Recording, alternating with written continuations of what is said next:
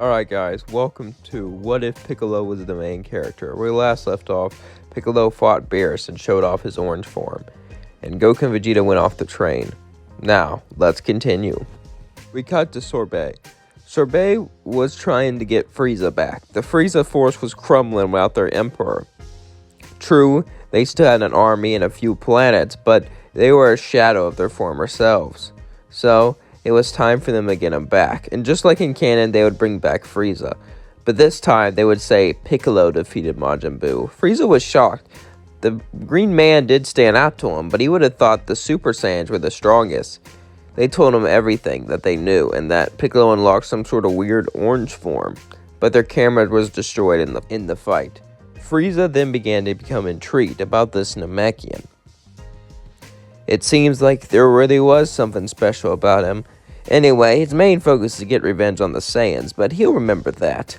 Frieza decided to train for months on end to push himself like he's never pushed himself before. Frieza was a man who never put effort into anything. Frieza was a man who had everything handed to him. Frieza was a man who believed everything should be handed to him. So the fact that he had to train, the fact that he had to put effort, it really ticked him off, and it really annoyed him. The fact that he had to do this. After all, training and all that is monkey business. Not him. He's the emperor of the universe. He'll make them pay for making him do this. As that was going on, we cut to Goku and Vegeta. Piccolo decided to stay on Earth.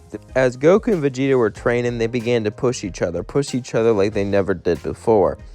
Piccolo trained with Whis too and got pretty powerful. And was even able to add God Ki to his orange forms from time to time. He didn't fully master it like Goku and Vegeta did, though. As Goku and Vegeta kept pushing each other, they finally felt it. They felt like they can maybe equal Piccolo. Ever since Piccolo turned orange, they were always behind him. This pissed off Vegeta, because Vegeta was the Prince of all Saiyans. And this annoyed Goku, too. Not to the same level Vegeta was annoyed, but Goku wanted a good fight. And if he was so much below Piccolo, he couldn't give him a good fight. Eventually, however, they would stop training, as they began to sit down and contemplate about their lives, and talk, and share each other's stories like warriors.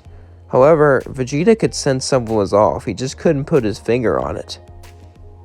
As that was going on, we cut to Piccolo. Piccolo would go over and knock on Gohan's door. As Gohan opened the door, Piccolo would say, "Listen, I understand you don't like to fight, and I get it, but you're gonna have to. I'm not always gonna be here, Gohan. And we need the next generation to be ready." Gohan looked at him confused since he was an adult now. "Oh, Piccolo, Goku, Vegeta, and you are all so strong now. No one can threaten Earth." Ugh. That's what we thought before Majin Buu came. Don't you see, Gohan? A new threat will always arrive. Gohan disagreed with him, though, respectfully. He argued that Beerus came, and you managed to hold him off. If you can hold off a god of destruction, then nothing could ever threaten us. Piccolo sighed. It seemed he couldn't talk sense into Gohan. But that doesn't mean he didn't like to visit him. He visited him and they talked good. They reminisced about old times and went on about how Piccolo trained him and all that. But suddenly they felt something. A huge energy coming to Earth. It felt just like Frieza. That was impossible. Frieza was dead. There's no way he could be back. Piccolo would say, Piccolo would look at Gohan and said, "I thought since we held off Beerus, nothing would be an issue." As Gohan looked at him, Piccolo then smirked, knowing he was right, as he flew over, and Frieza began to land his spaceship. As he got out, he looked at everyone. "Oh, hello, monkeys, and you. What's your name?" "Piccolo." "Yeah, I remember you. You had that little technique where you turned red, made you a lot stronger. I heard you were the one to defeat Majin Buu. And you have quite a bit of power," Frieza would say, as he began to walk off his spaceship. Piccolo would nod. As he was doing this, Togama would get ready to fight with him. "Togama, you take the rest. I think I'll have fun with the Green Man."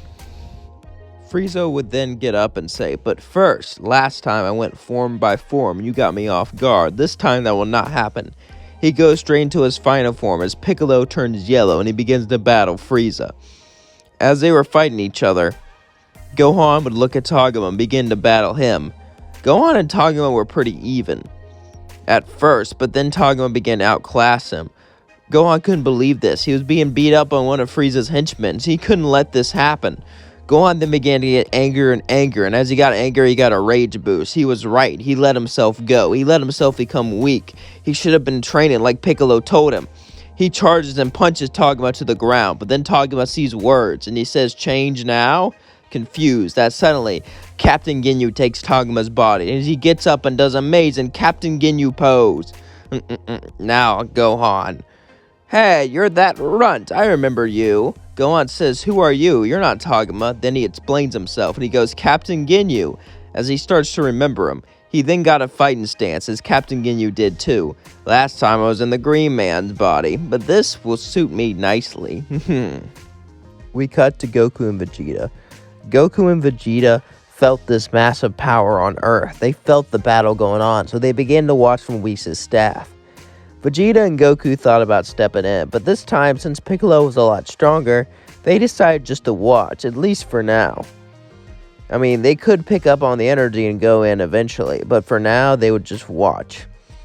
Beerus would look and say, looks like Frieza finally decided to train. Wait, he always had this potential? Beerus would say, I never knew how much, but I could tell he had a lot of potential he didn't tap into. Vegeta was like, why? Simple, he was lazy and thought he was stronger than everyone, except for me. Until you showed up, Goku. Meanwhile, we cut back to Frieza and Piccolo. Frieza would look at him and say, not bad, but I know you have a form above this. Let's take it up a notch. Suddenly, Frieza would turn gold as Piccolo would walk back, surprised, but then would smile. Wow, Frieza, you are truly amazing. Too bad you're evil. Piccolo would then turn orange. You would make a great rival.